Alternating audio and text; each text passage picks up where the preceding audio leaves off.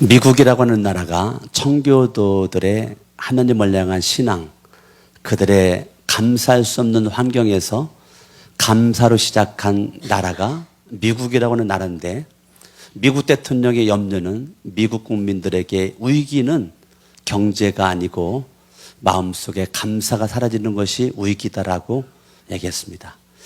1864년 11월 달에 링컨 대통령은 미국의 추수감사절을 미국이 드릴 수 있도록 1864년에 저거를 제정했단 말이에요. 그래서 온 나라와 민족이 축제일로 1864년 11월 마지막 주부터 시작된 것이 오늘날 대한민국에까지도 왔단 말이에요. 저와 여러분들이 1년 동안을 내가 믿음으로 살아왔는데 우리의 마음의 소원은 하나님을 내가 어떻게 하면 기쁘게 할 수 있을 것인가. 히브리서 11장 6절은 믿음 없이는 기쁘시게 할 수 없다고 그러는데, 믿음의 최고봉이 감사합니다. 내가 정말 주님을 믿는다라고 말할 때 그 믿음의 최고봉은 감사였습니다. 여러분들이 믿음이 있다, 그런 감사가 있는 거예요. 감사를 해야 하나님이 기뻐할 수가 있는 것입니다. 여러분들이 감사를 내가 빨리 아는 것이 은혜고 축복입니다. 내 감사를 모르면, 감사를 모르다가 혹독한 대가를 지불한 다음에 그때 감사라는 것을 경험하게 됩니다. 내가 눈이 잘 보일 때 눈에 대한 감사를 모르다가 어느 날 눈이 안 보이는 실명의 위기가 처해졌을 때 눈에 대한 감사를 그때서야 회복을 해요. 걸어다닐 때는 전혀 모르고 있다가 우리가 병원에 입원해서 침대에서 걷지도 못하고 누워있을 때, 내가 걸을 때는 세상에 권세가 복이고 주머니에 돈이 복이라고 생각했는데 침대에 누워있어 봤더니 저렇게 잘 걸어다니는 것이 복이라는 것을 그때 늦게서야 깨달아요. 근데 내가 건강할 때는 전혀 감사를 해본 적이 없는데 침대에 누워있으면서 걷는 것이 큰 감사다. 아침에 일어나가지고 손발이 이렇게 움직일 수 있다는 것이 너무 감사하다. 여러분, 아침에 일어났는데 손발이 전혀 움직이지 않는, 어떤 사람은 죽은 시신으로 발견되는 사람, 아침에 일어났는데 한쪽이 마비가 돼가지고 일어날 수 없는 뇌졸중이 온 사람, 얼마나 많이 있는지를 모른단 말이에요. 여러분, 내 몸이 건강할 때 감사를 빨리빨리 알아야 되는데 감사를 모르고 그렇게 살아가는 수많은 사람들이 혹독한 대가를 지불한 다음에 감사를 발견하는데, 오늘 저와 여러분들이 정말로 지혜로운 사람은요, 지금 내가 감사할 수 있는 마음이 있어야 될 줄로 믿습니다. 제가 참 존경하고 사랑하는 스펄전 목사님이 그런 말 했잖아요. 캄캄한 밤하늘에도 자세히 보면 별빛이 가물가물 보일 것이다. 별빛을 내가 바라보고 감사하는 마음이 있는 자에게 하나님은 달빛을 주시고, 달빛을 보고 감사하는 자에게 하나님은 햇빛을 주고, 햇빛을 보고 감사하는 자에게 달빛도 햇빛도 필요가 없는 영원한 천국의 빛을 주신다라고 스펄전 목사님이 한 유명한 말 가운데 하나입니다. 그렇죠. 하늘의 희미한 별빛 바라보고 감사했더니 하나님은 달빛 주시고, 달빛 보고 감사했더니 태양빛을 주시고, 태양빛을 보고 감사했더니 영원한 천국빛을 주시는 하나님이십니다. 아멘, 아멘. 여러분들이 감사가 마음속에 있는데요, 감사의 분량이 곧 행복의 분량이다라고 우리가 알고 있는 그 유명한 간디라고 하는 사람은 말을 했습니다. 맞습니다. 감사의 분량이 곧 행복의 분량이다. 맞아요. 저와 여러분들 얼마나 감사가 있는가에 따라서 행복이 있고 없고가 결정이 되는 것입니다. 저와 여러분들이 감사가 있는 자, 감사가 있는 자, 나는 무명한 자 같으나 유명한 자, 아무것도 없는 자 같으나 모든 것을 가진 자 될 줄로 믿는 것입니다. 그래서 보네파라고 하는 신학자는 마음속에 감사가 그 사람을 부자를 만든다 그랬습니다. 내 마음속에 감사가 있는 자가 부자라는 거예요.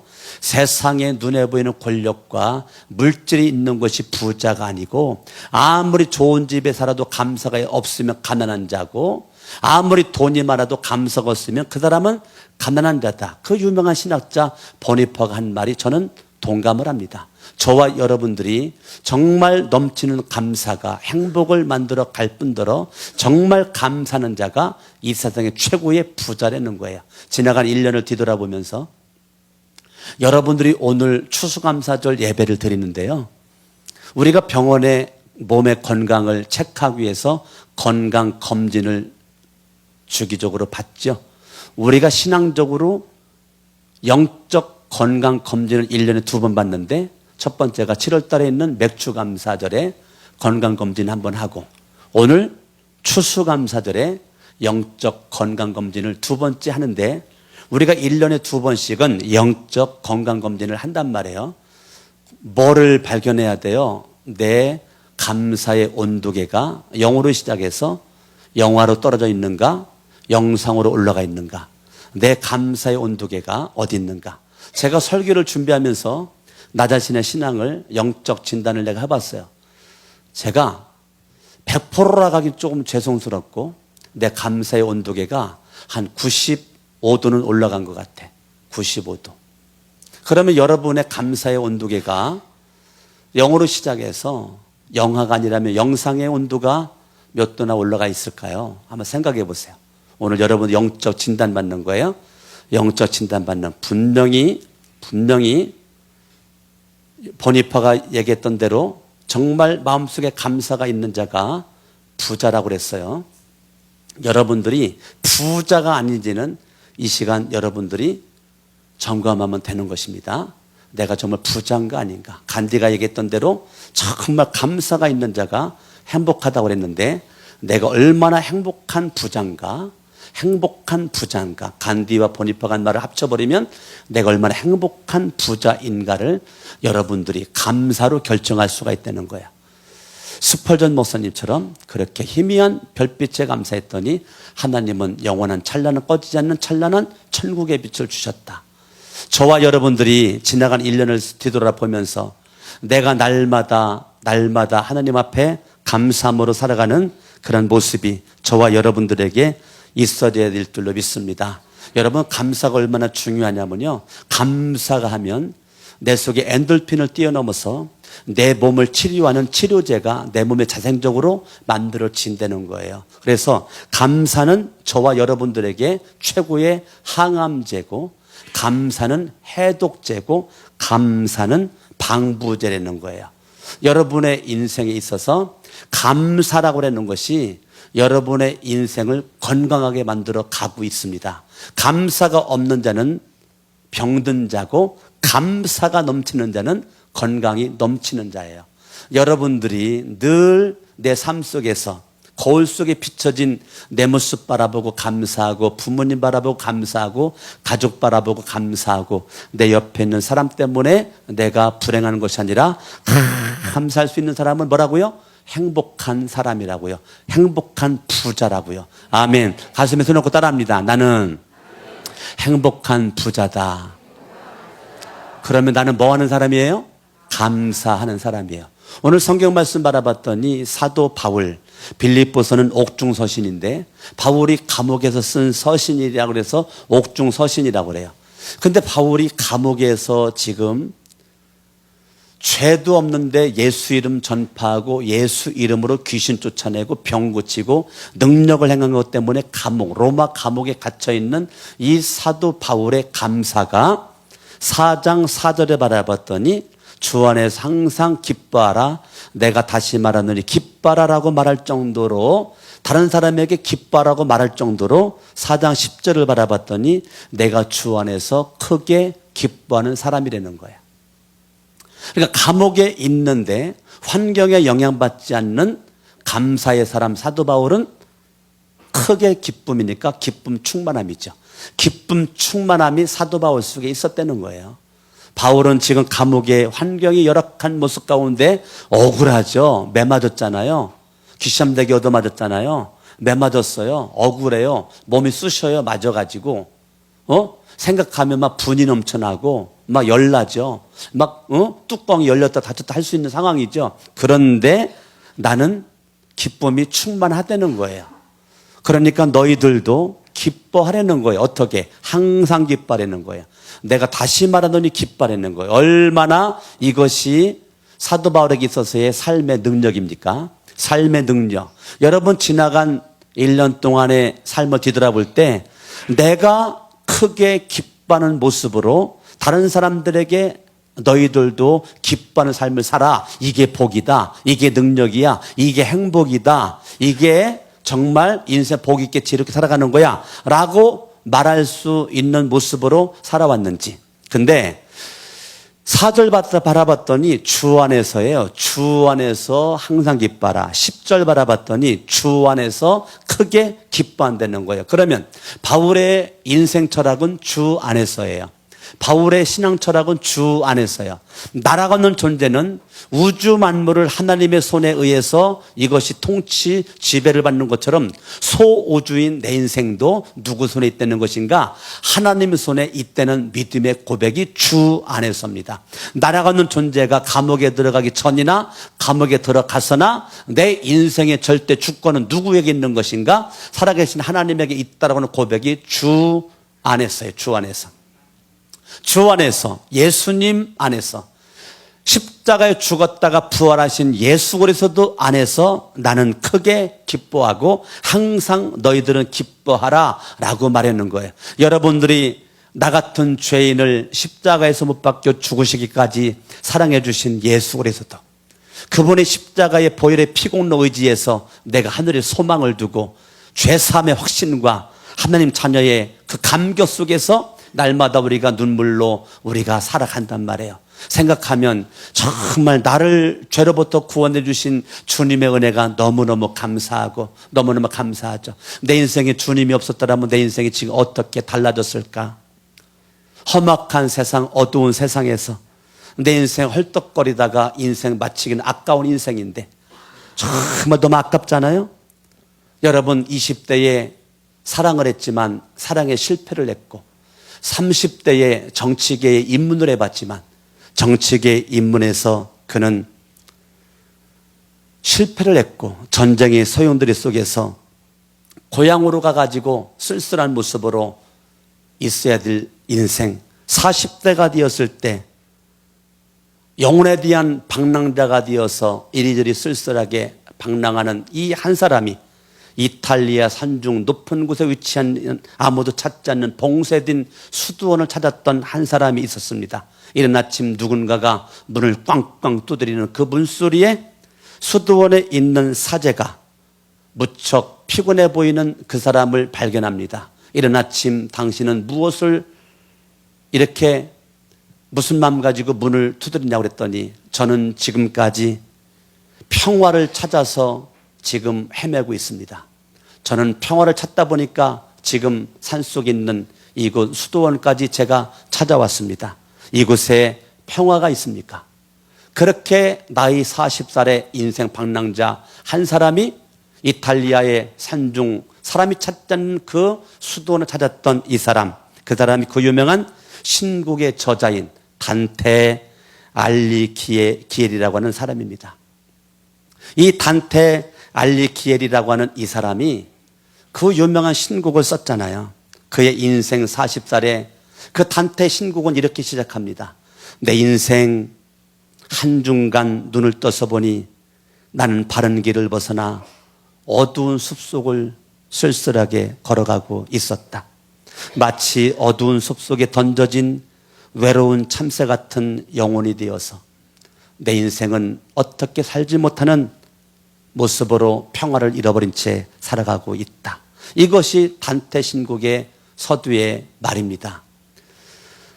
이렇게 인생은 마음속에 평화를 잃어버리고 쓸쓸함과 외로운 모습, 방랑자의 모습으로 살아가. 여러분 사도 바울 속에 예수가 없었더라면 어떻게 보면 단테보다도 더 갈급한 모습으로 지금 감옥에서 땅을 치고 예수 믿은 걸 후회하고 하나님을 원망하고 불평하고 사람을 저주하면서 지금 감옥에서 눈물로써 밤을 불행한 모습으로 밤을 지새워야 될 이 사도 바울이 어떻게 주 안에서 크게 기뻐할 수가 있는가? 사도 바울이 믿었던 분은 누굽니까? 주 예수 그리스도. 사도 바울 중심에 누가 있었어요? 주 예수 그리스도. 저와 여러분의 마음속에 누가 있어요? 주 예수 그리스도. 예수 내 구주. 예수님은 내 구주시죠. 예수님은 나의 왕이시죠. 예수님은 나를 모든 죄로부터 구원한 자, 죄로부터 자유를 주신 자, 예수 그리스도가 내 인생의 왕이고 그분이 길이고 진리고 생명이라는 것이죠. 아멘. 예수님 안에 있었던 사도 바울은 크게 기뻐할 수 있었다. 환경에 영향받지 않고 사람에게 영향받지 않고 크게 기뻐할 수 있었던 이 사도 바울, 뭐라고 말합니까? 6절에 아무것도 염려하지 말고 다만 모든 일에 기도와 간구로 너희 구할 것을 감사함으로 하나님께 아뢰라. 얼마나 멋있어요. 아무것도 염려하지 말고, 아무것도 anything 아무것도 염려하지 말라라는 거예요. 염려하지 말라. 아무것도 염려하지 말아라. 우리가 이 땅 살면서 염려할 것은 anything입니다. anything이에요. 저와 여러분들이 염려할 것은 단 한 가지도 없습니다. 아무것도 여러분들이 아무것도 염려하지 말라는 거예요. 아무것도 염려하지 말라. 명령입니다. 명령. 헬라어로 메림나오입니다. 메림나오. 이 메림나오 염려하지 말라는 거예요. 아무것도 메림나오 염려하지 말라는 거예요. 여러분들이 염려할 자격이 없다는 거예요. 너희는 마음에 근심하지 말아라. 하나님을 믿으니 또 나를 믿어라. 아멘. 아멘. 아멘. 여러분 요한복음 14장 27절에 이렇게 나왔죠. 평안을 너희에게 끼쳤느니 곧 나의 평안을 너희에게 주노라. 내가 너희에게 주는 것은 세상에 주는 것 같지 아니하니라. 너희는 마음에 근심도 하지 말고 두려워하지도 말아라. 예수 그리스도가 요한복음 14장 27절에 주셨던 그 메시지를 사도 바울은 그대로 믿음으로 받았단 말이에요. 그리고서 뭐라고 말해요? 빌립보 교인들에게 아무것도 염려하지 말고 다만 모든 일에 기도와 간구로 너희 구할 것 함삼으로 하나님께 아리라. 아멘. 아무것도 염려하지 말라. 명령입니다. 아무것도 염려하지 말아라. 네가 할 것은 염려가 아니야. 염려는 끝. 염려는 수덕. 염려는 끝. 염려 수덕. 그러면 네가 할 것은 뭔데? 기도와 간구. 기도라는 것은 내가 하나님 앞에 무릎 꿇고 하는 총체적인 걸 얘기할 때 기도라고 그러고, 간구라고 그러는 것은 구체적으로 특별한 기도를 간구라고 그래요. 남편을 위해서, 아내를 위해서, 자녀를 위해서, 교회를 위해서, 이걸 간구라고 그래. 전체적인 기도. 기도와 간구는 같은 건데, 아무것도 염려하지 말고 다만 모든 일에 everything, 다만 모든 일에 anything이 아니에요. everything이에요. everything. 모든 일에 우리가 염려가 아니고 염려를 멈춰라. 염려를 중단해라. 메림나우. 염려를 중단해. 염려는 네가 이거를 끌고 갈 게 아니야. 메림나우야. 염려를 중단하고 네가 지금 모든 일에 everything, 모든 일에 너는 기도할 수 있어. 너는 간구할 수 있어. 네가 할 수 있는 것은 염려가 아니야. 근심이 아니야. 두려움이 아니라고. 하나님이 우리에게 주고 두려운 마음이 아니에요. 염려가 아니라고요. 하나님이 우리에게 원하는 것은 기도, 간구라는 거예요. 저와 여러분들이 지나간 1년을 염려와 근심 가운데 인생 헐떡거리고 두려움 속에서 인생 여러분들이 살다 보면 감사는 사라집니다. 감사가 영화로 내려가. 영화로. 영을 지나 영화로 내려. 영화로. 여러분